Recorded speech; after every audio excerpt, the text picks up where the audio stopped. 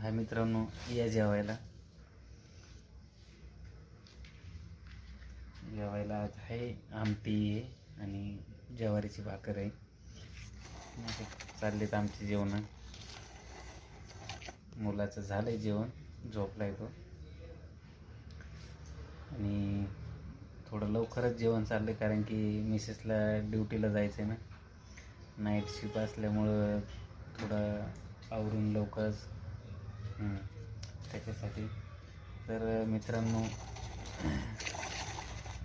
मला एक विनंती आहे हात जोडून की माझ्या मित्रांचे, भावांचे, ताईंचे जे मला मेसेज येत आहेत कमेंटमध्ये, नाही का, मी त्यांना रिप्लाय नाही देऊ शकलो, किंवा आता एवढं हे म्हणजे डायलासिस हे ते करून मला मोबाईल एवढा वापरणं शक्य होत नाही कारण की डोळ्याला त्रास होतो. तर त्यांची मनापासून माफी मागतो.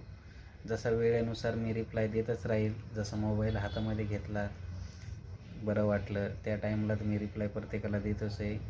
आणि कॉल पण बरेच येत आहेत, पुण्यावरून, नाशिकवरून, मुंबईवरून, सातारा, सांगली, खूप लांबून कॉल येत आहेत मला.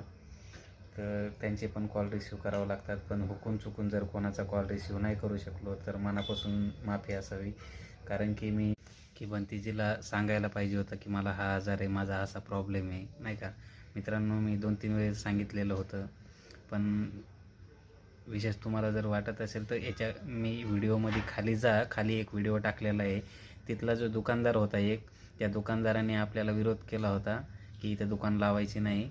तर त्यानं, त्याच्या आईनं आणि त्याच्या पत्नीनं मला एवढ्या शिव्या दिलेल्या आहे, त्या व्हिडिओमध्ये आहे, बघा तुम्ही डोळे जरा भानावर ठेवून, नाही का. तरी आपण चुकीच्या गोष्टीनं हे नाही केलेलं, त्याच्यामुळे आपण ते हे केलं होतं. कारण की काय होतं माहिती आहे का, आता काही म्हणतात की गौतम बुद्धाच्या मूर्तीपुढे धंदा करायला चालतो का, नाही का. मित्रांनो, मी एक आजारी माणूस आहे, त्याच्यामुळे मी देवाच्या समोर लोटांगण जरी घेतलं तरी देव मला माफ करेल. कारण की मी जर चांगला असतो तर मी त्या ठिकाणी बसलो नसतो. अशी परिस्थिती आहे.